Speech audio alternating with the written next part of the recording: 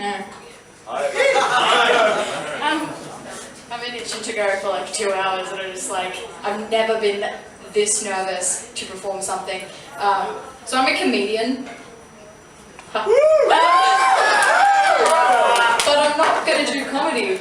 And that's why I'm nervous, because like it's really like kind of easier to make people laugh than it is to like talk about something that matters. It all matters. Thanks. That's cute.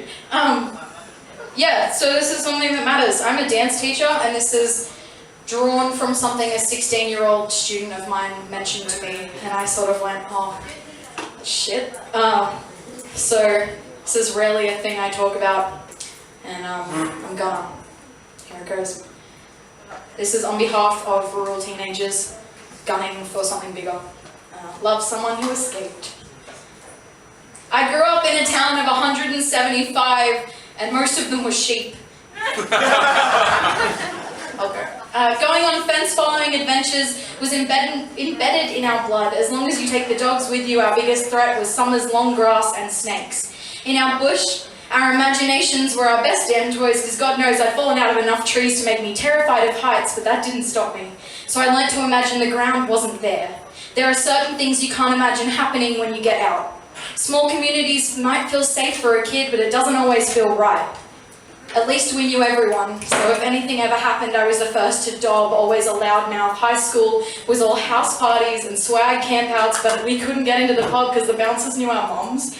Our small town, remote rural, wait until I get home to text you because there's no reception on the way, these safe streets, this neighbourhood watch, parents in the canteen, handball tournaments on the pavement, soccer mum, close-knit community, this everyone family. But the first time I was catcalled, I was 16. And I was in the park in my hometown. It was Wednesday. I was walking to ballet practice in my school uniform, Peter Pan collar, white shirt, plaid skirt. I remember specifically like it mattered.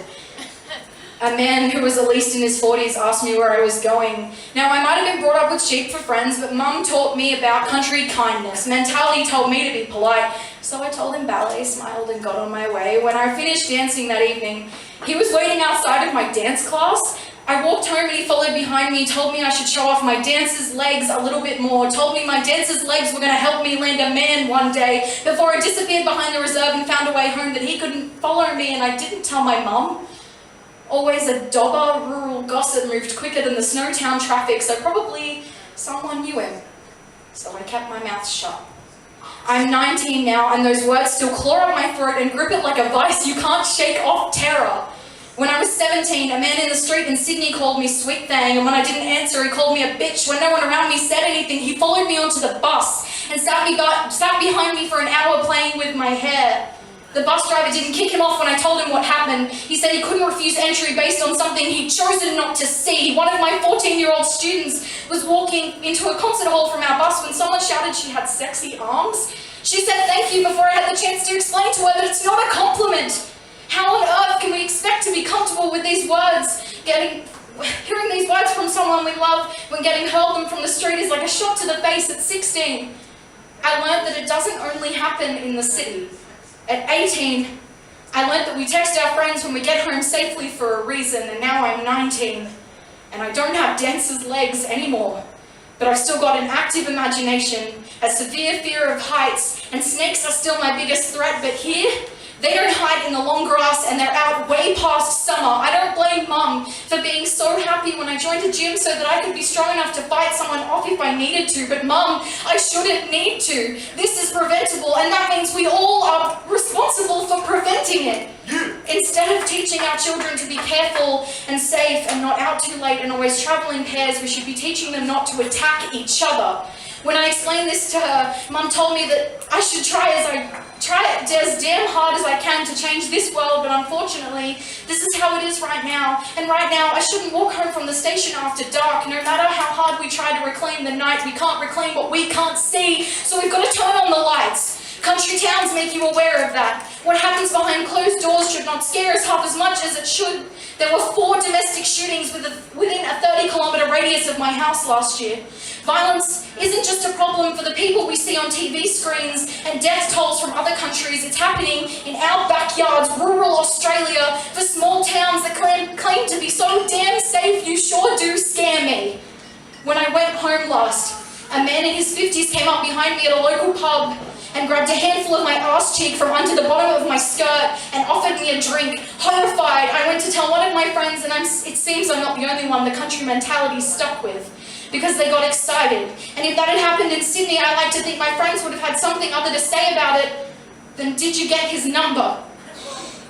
This country head told me that only pretty girls get catcalled.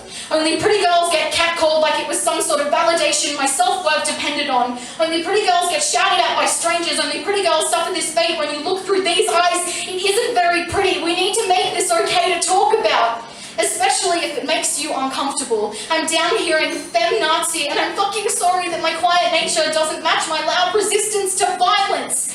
No one deserves to be afraid to live through to tomorrow, regardless of gender, sexual orientation, race, or age. So if safety is our #1 priority, Australia, why is it the thing that we are most scared of is each other? Dear rural teenagers, we have the means to change this from our corner of the sky. Making waves is as simple as speaking up and having a problem with it. So you, Miss Neighbourhood Watch, Miss Be Home by the time the street lights come on. Use the imagination that country life gave you. Follow the fence line adventure to something better, and it won't be somewhere you want to escape from anymore. I'm still scared of snakes, but I'm not scared of you.